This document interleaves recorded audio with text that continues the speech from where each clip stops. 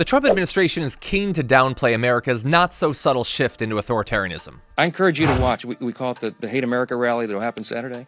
Let's see who shows up for that. I bet you see pro-Hamas supporters. I bet you see Antifa types. I bet you see the Marxists in full display, the people who don't want to stand and defend the foundational truths of this republic. And we do. And that's what we're here doing every single day. And we'll continue to come in every morning and tell the American people the plain and simple facts, because the facts are going to win the day here. The American people are not stupid. Stephen, how concerned are you about violence in Portland? Because it's not good. As you know well, the situation there is not good on the ground. Well, I mean, we're extremely concerned about violence, but here's what the more important point is. We're the federal government. We are not going to tolerate a lawless insurrection. We are not going to tolerate domestic terrorism. And we are going after the Antifa rioters, the insurrectionists, the violent assaulters. And we are not only going after them, we are going after their network. We are going after their funders. Every time we make an arrest, we are initiating an investigation into the entire domestic terrorist network. The president issued a National Security Presidential Memorandum, an NSPM, making clear that it is the national security priority of United States law enforcement to dismantle, disrupt, defeat, and destroy these domestic terror networks. And that is exactly what is taking place. It is what we are doing. It is what will happen. What you might call the deep state, where they almost automatically assume that left-wing political violence is protected by the First Amendment and right-wing political violence is a crime. And you sort of see just that the basic muscle memory, the basic sort of apparatus of government is very, very primed at right-wing political violence, but the instinct is to almost say, well, no, that left-wing political violence, that's actually protected by the First Amendment. So no, political violence, wherever it comes from, is just not protected by the First Amendment. And because we have such a big problem with left-wing political violence, we have to train the investigatory and law enforcement powers of the government to focus on that particular problem. Now, I think Scott maybe has the most important part of this, because a lot of this is financial, right?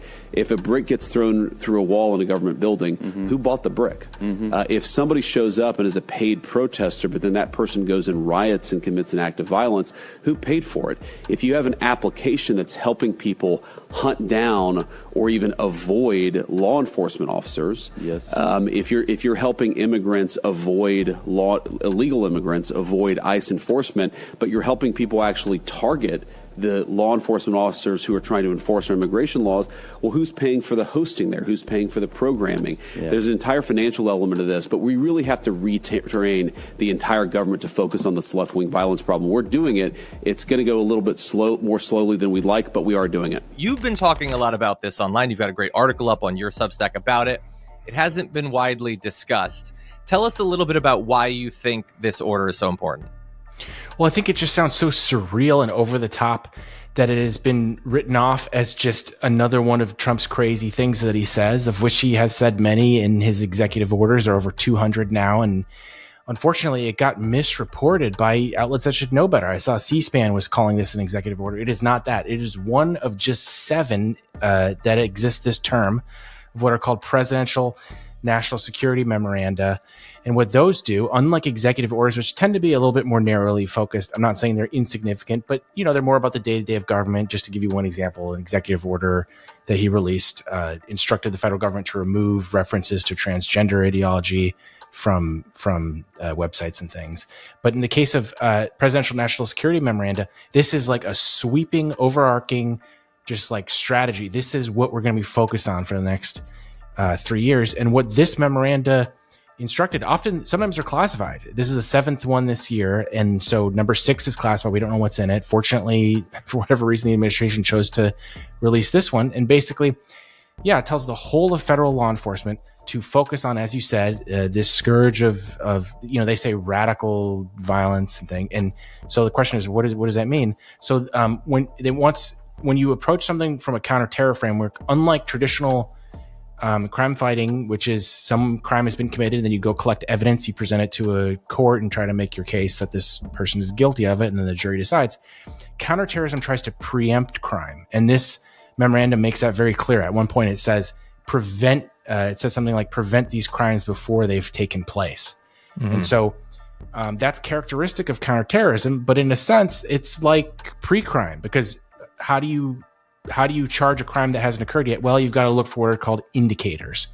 And this memorandum, I encourage people to go and actually look at the document, because so much what I'm saying here is directly quoted from it. I know it sounds crazy, but I'm not paraphrasing. It lists what the administration considers indicators of forthcoming political violence, like, for example, the gruesome murder of conservative commentator Charlie Kirk. It says, here are the list of these indicators. And those indicators, as it turns out, describe at least millions of people in the country. So it was like anti-Christian sentiment, anti-Americanism, whatever that means, it was something like traditional family values. I mean, the list goes on. It's just so vague to the point that I don't even think it's necessarily left-wing. It sounds like it's just anyone who isn't MAGA, anyone who isn't the Trump administration. And at the signing of this last week, I think it was Thursday, in the Oval Office, where there were a bunch of top officials, Trump's Homeland Security advisor, Stephen Miller, was there. And the document is sort of careful not to as far as terms like anti-family don't connote, non-MAGA. They didn't explicitly say Democrats. And then Stephen Miller comes on and says, this is the first, I'm quoting, all of government effort to go after, I think he said the Democrats, he made it very explicit that this is just pointed at the political opposition. Yeah. And as was described to me by sources in the FBI, they expect that this order is going to result in a doubling of the number of people on the domestic terrorism watch list over the next year or so. So this stuff is happening. This is not a potentiality.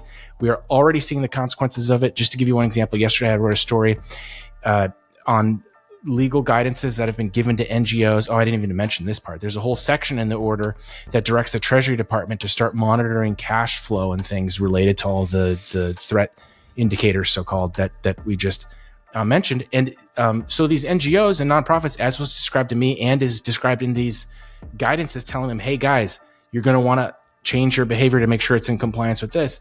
I was told privately too that these companies' general counsels, they're already instructing them to do this. So they are going to start communicating differently on this basis. It's having a chilling effect on speech already. The only question is, first of all, how much of a chilling effect will it have when all is said and done? And second of all, I didn't mention this part.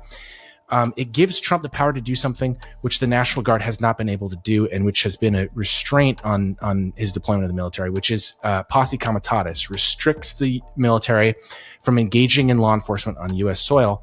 But in the case of this order, it authorizes what are called joint terrorism task forces. These are divisions that exist in all 50 states in the country, established after 9/11 for the most part.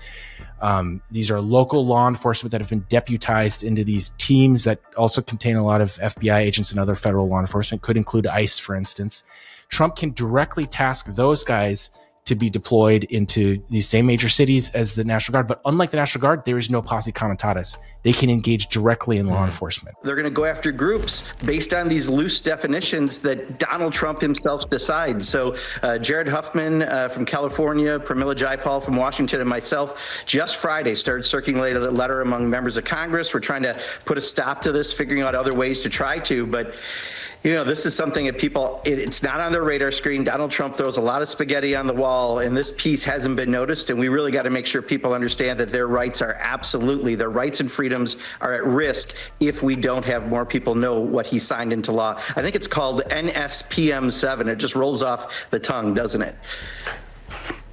No, you're exactly right. And I don't think enough people have talked about it on air, in the paper, and I hope more people do. National Security Presidential Memorandum 7, or NSPM 7, marks a terrifying and largely unpublicized shift in Donald Trump's efforts to criminalize dissent. The trajectory leading to NSPM 7 didn't emerge in just like some vacuum. In recent years, advocacy for Palestinian human rights has been increasingly smeared as terrorism or material support for terrorism. Students and professors and community organizers calling for a ceasefire or criticizing Israeli policy have faced investigations, job loss, donor blacklists, and even congressional inquiries. What began as the stigmatizing of pro-Palestinian voices has metastasized into a situation where all left-leaning or dissenting political expression can be cast as some sort of grave security threat. The Patriot Act paved the way for mass surveillance of U.S. citizens, and now NSPM 7 fully criminalized dissent of thought as well as action.